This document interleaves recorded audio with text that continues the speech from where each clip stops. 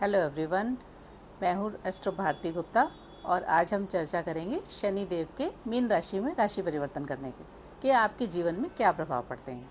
तो सबसे पहले मीन राशि के बारे में बात करते हैं। तो मीन राशि कालपुरुष की कुंडली की आखिरी राशि है जहाँ अंधेरा है। मीन राशि लॉन्ग डिस्टेंस ट्रैवल को, स्पिरिचुअलिटी को, भोग विलास को, लग्जरी को, तीर्थ यात्राओं को रिप्रेजेंट करता है। शरीर के अंगों में देखें तो हमारे पैरों को रिप्रेजेंट करता है। अब देवगुरु बृहस्पति की राशि है मीन राशि, और यहाँ पर शनि देव जो कि अभी तक कुंभ राशि में विराजमान थे, जो कि उनकी खुद की राशि थी, बड़ी कंफर्टेबल पोजीशन में थे यहाँ पर। अब अपनी कंफर्टेबल पोजीशन को छोड़कर वो मीन राशि में आ रहे हैं। तो यहाँ पर शनि भगवान को एक वृद्ध व्यक्ति से कंपेयर करिए। जैसे एक वृद्ध व्यक्ति वहाँ पर आएगा तो आपके खर्चों पर, आपकी भोग विलास पे जो आपके खर्चे हो रहे हैं उस पर लगाम लगाने की कोशिश करेगा। आपको बताएगा कि नहीं, अपने फ्यूचर के लिए सेव करो थोड़ा पैसा। तो ये वो आपको समझाने की कोशिश करेगा। तो आपका खुद अंदर से ही मन नहीं करेगा कि खर्चे ज़्यादा किए जाएं। उधर स्पिरिचुअलिटी की तरफ आपका इंक्लिनेशन बढ़ेगा। अगर आप कहीं विदेशों में जाने की प्लानिंग कर रहे हैं तो ये प्लानिंग आपकी सक्सेसफुल होगी। अब हम जानते हैं कि शनि देव का क्या काम है। शनि देव न्याय के, जस्टिस के, कर्म के देवता हैं। आपको आपके कर्मों के हिसाब से ही फल देते हैं। तो जब शनि देव मीन राशि में आएंगे तो मेष राशि वालों की साढ़े सती शुरू हो जाएगी। वहीं पर कुंभ राशि वालों का साढ़े सती का आखिरी चरण होगा और मकर राशि वाले साढ़े सती से आज़ादी पा जाएंगे। उधर सिंह राशि और धनु राशि वाले लोग ढैया से पीड़ित होंगे। तो अब जानते हैं हर राशि के हिसाब से कि किस पर क्या प्रभाव पड़ेगा। सबसे पहले आती है मेष राशि। आइए बात करते हैं मेष राशि के बारे में। मेष राशि वालों के 12वें घर में शनि आ जाएंगे। तो यहाँ पर शनि जब आएंगे तो आपके एक तो खर्चों पे लगाम लगाएंगे, आपकी विदेश यात्राएं होंगी, स्पिरिचुअल यात्राएं होंगी, स्पिरिचुअलिटी की तरफ आपका इंक्लिनेशन होगा। अनजाने में ही आप हरि नाम जपने लगेंगे। बस यहाँ पर देखने वाली बात क्या है कि आपको अपने परिवार की सेहत का ध्यान रखना है, अपने बच्चों की सेहत का ध्यान रखना है। एजुकेशन का चुनाव करते समय बहुत ध्यान से चुनाव करना है। फादर की हेल्थ का ध्यान रखना है। अगर आप ये सब तीनों चीज़ों का ध्यान रखते हैं तो ये शनि का गोचर आपके लिए बहुत अच्छा रहेगा। सिर्फ इन 3 चीज़ों का, परिवार का, बच्चों का, एजुकेशन का और अपने फादर की हेल्थ का, आपको विशेष रूप से ध्यान रखना है। थोड़ा सा संयम बना के रखना है काम के लिए। अगर आप संयम से ये सब काम करेंगे, अपने कार्यों को पूरा करेंगे तो निश्चित तौर पे सफलता पाएंगे। अब हम बात करते हैं वृषभ राशि वालों के लिए। वृषभ राशि वालों के लिए शनि का ये गोचर बहुत शुभ रहने वाला है। एक तो शनि, वृषभ राशि है शुक्र की राशि। शुक्र और शनि जो हैं अति मित्र हैं। तो यहाँ पर जो शनि है आपके 11वें घर में आ रहे हैं। 11वें घर में जब शनि भगवान आएंगे तो आपकी लाइफ से सारे अनवांटेड रिश्तेदार और दोस्त चले जाएंगे अपने आप ही, और कुछ ऐसे लोग आएंगे आपकी लाइफ में जो कि आपके सच्चे मित्र होंगे, आपके सच्चे हितैषी होंगे वो लोग।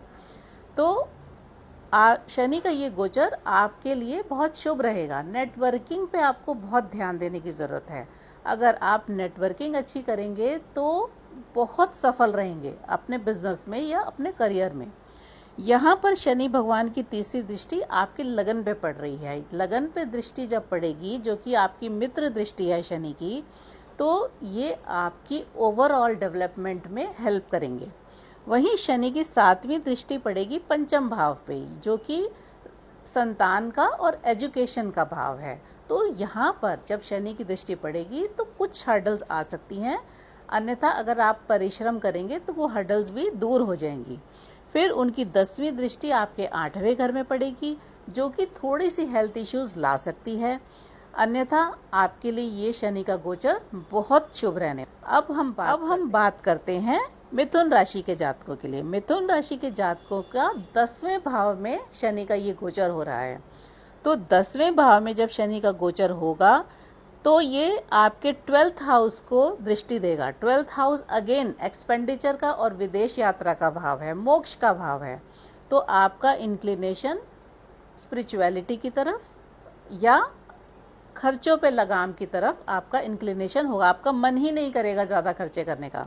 हाँ, 7th जो दृष्टि उनकी पड़ रही है वो आपके 4th हाउस में पड़ेगी। एक तो आपके प्रॉपर्टी खरीदने के बहुत अच्छे योग बनेंगे, दूसरा आपकी मदर को थोड़ा सा हड्डियों की प्रॉब्लम हो सकती है जो कि आपको ध्यान देने की ज़रूरत है। 10वीं दृष्टि पड़ेगी आपके 7th हाउस पे। 7th हाउस जो कि पार्टनरशिप और स्पाउस का हाउस है। तो अगर आप धैर्य से काम लेंगे, समझदारी से काम लेंगे तो कुछ नहीं होगा, आपका पार्टनरशिप भी बचा रहेगा और आपका स्पाउस से रिलेशनशिप भी अच्छे रहेंगे।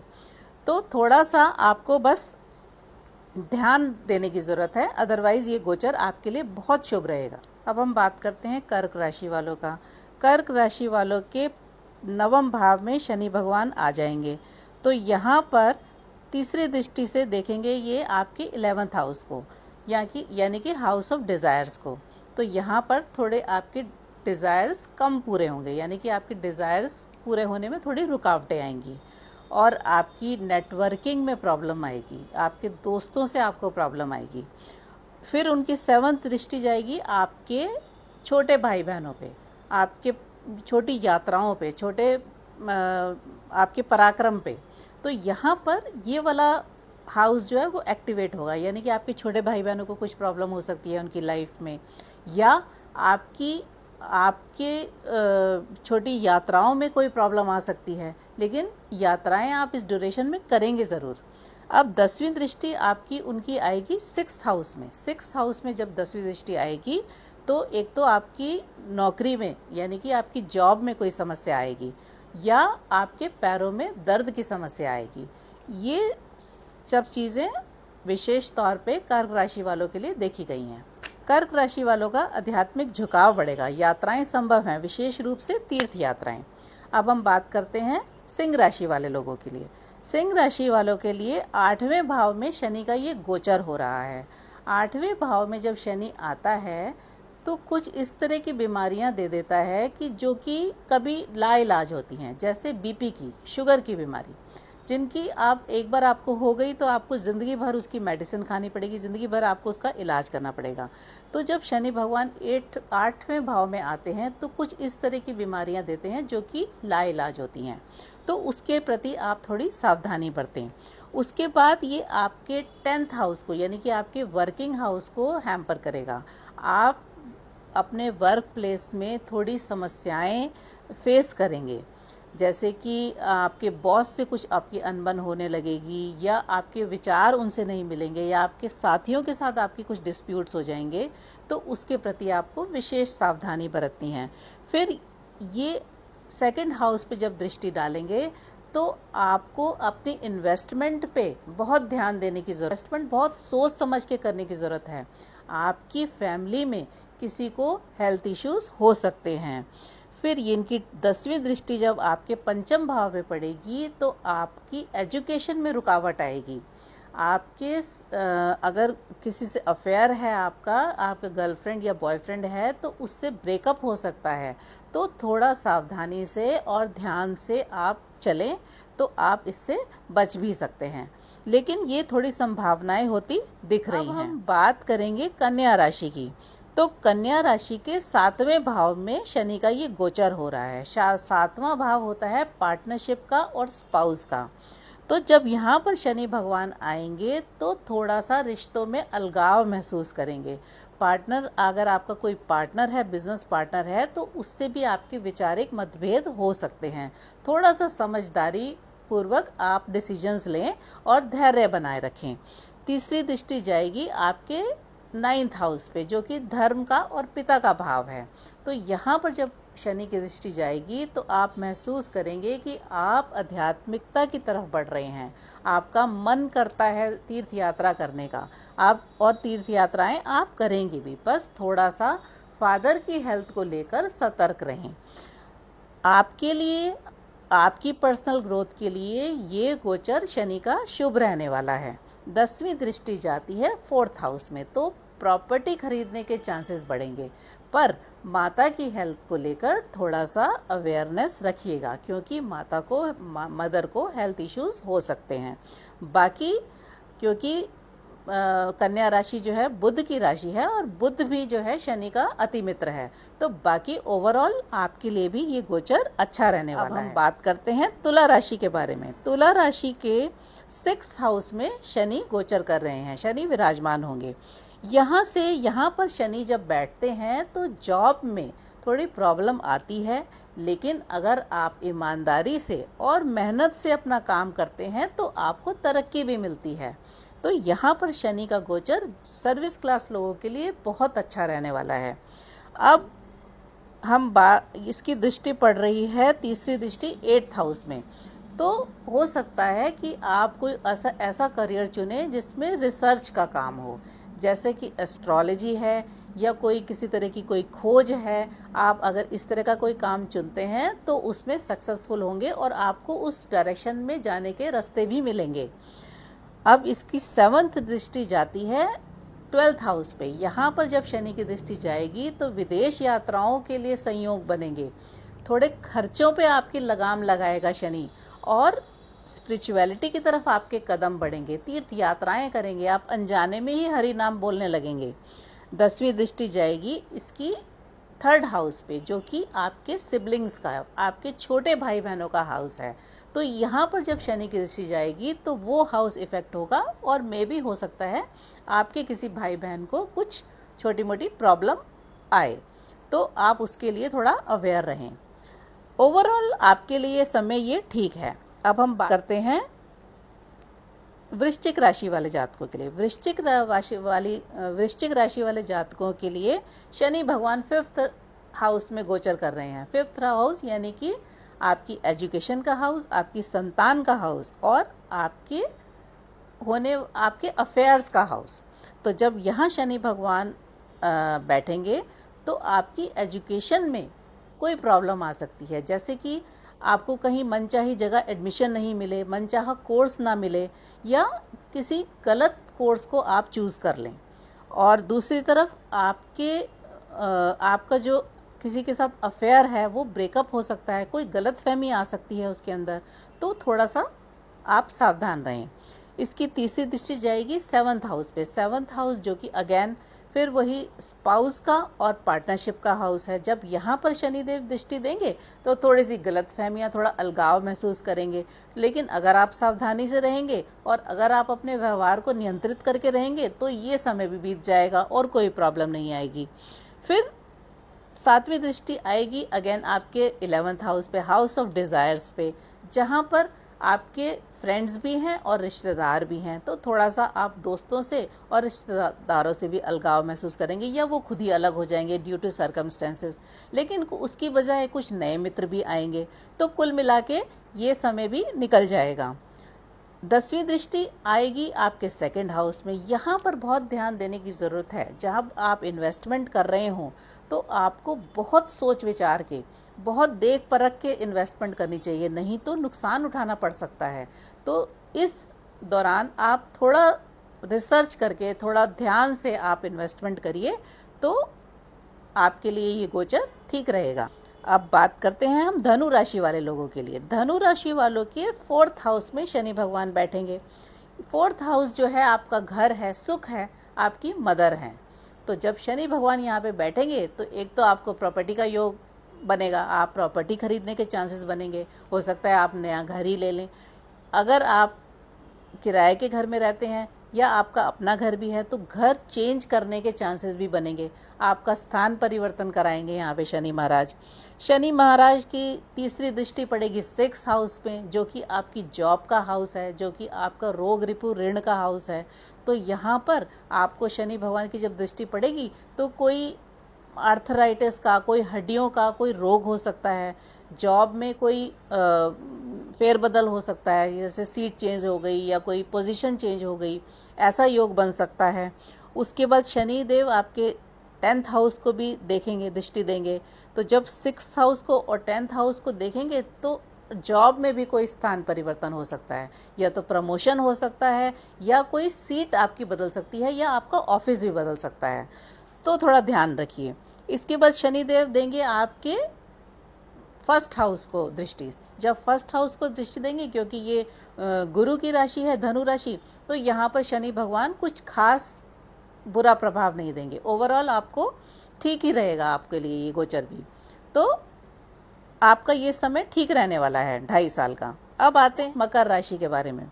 मकर राशि वालों के 3rd हाउस में शनिदेव गोचर करेंगे। 3rd हाउस अगेन फिर छोटे भाई बहनों का हाउस है, आपके पराक्रम का हाउस है।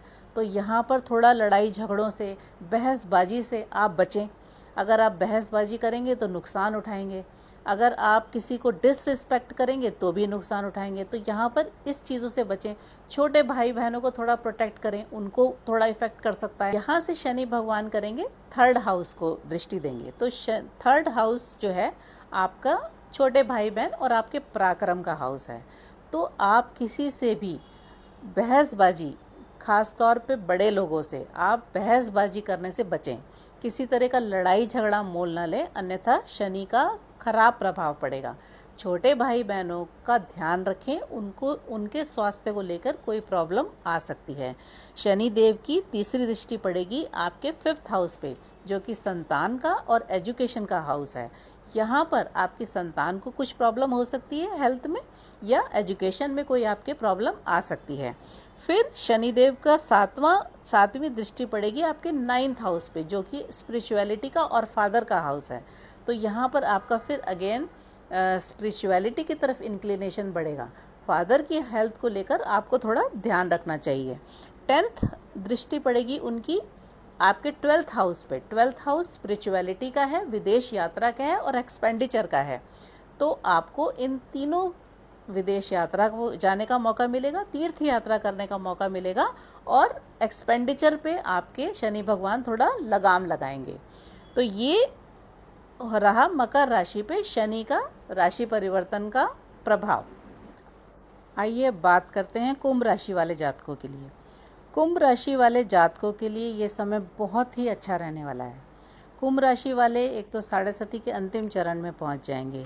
अब यहाँ पर उनको अपनी अभी तक की हुई मेहनत का रिज़ल्ट मिलने वाला है, यानी कि इस समय उन्हें खूब धन की प्राप्ति होगी। फिजूल खर्चे से बच के रहना बस ज़रूरी है। इन्वेस्टमेंट करते समय ध्यान दें, नेटवर्किंग करते समय, दोस्तों का चुनाव करते समय थोड़ा ध्यान रखें। अदरवाइज़ आपके लिए ये समय बहुत अच्छा रहने वाला है। धन की दृष्टि से आपको खूब धन कमाएंगे इस समय में, इस 2.5 साल में। अब बात करते हैं मीन राशि वाले जातकों के लिए। मीन राशि वाले जातकों के लिए ये समय है आत्मनिरीक्षण करने का, यानी खुद को जज करने का कि उन्होंने अभी तक क्या खोया है और क्या पाया है। निजी विकास का समय है ये 2.5 साल। अगर आप अपने ऊपर काम करते हैं, अपनी कमियों पे काम करते हैं, तो आप अपने जीवन की दिशा को बदल भी सकते हैं। इस 2.5 साल में ये परिवर्तन का समय है। तो मीन राशि वाले जातकों के लिए उनका 3rd हाउस, उनका 7th हाउस और 10th हाउस हैम्पर होने वाला है, जिसकी वजह से उनके स्पाउस की हेल्थ को थोड़ा सा ध्यान रखने की ज़रूरत है। अदरवाइज़ उनका जो वर्क प्लेस है उसमें उनको बहुत अच्छी ट्रिमेंडस प्रोग्रेस देखने को मिलेगी। बॉस के साथ बड़े अच्छे संबंध बनेंगे और उनका चौतरफा विकास होगा। हालांकि मीन राशि में इस समय राहु भी बैठे हुए हैं, जिसका कुछ महीनों तक शनि पर प्रभाव पड़ेगा। इसके बारे में मैं एक बार दोबारा वीडियो बनाऊंगी, डिटेल में हम इसके बारे में बात करेंगे। लेकिन अदरवाइज़ मीन राशि पे ये गोचर ठीक रहने वाला है, कोई ख़ास बुरा प्रभाव नहीं पड़ेगा। सभी जातकों से मेरा ये निवेदन है कि इस ड्यूरेशन में, शनि के जब गुरु में प्रवेश करने का जो 2.5 साल का पीरियड है, इस ड्यूरेशन में आप अपने कर्मों का ऊपर ध्यान दें, अच्छे कर्म करें, रेगुलर मंदिर जाएं, हरि का नाम लें। तो ये 2.5 साल आपके लिए बहुत फ्रूटफुल रहने वाले हैं, क्योंकि शनि भगवान गुरु की राशि में बैठ जाएंगे। गुरु के पास कहते हैं ना कि गुरु बचाए तो फिर कौन सताए। तो गुरु की राशि में जब शनि भगवान आएंगे तो कुछ ऐसा बुरा रिजल्ट नहीं देंगे। आप निश्चिंत रहिए और हरि का नाम लीजिए। हरे कृष्णा।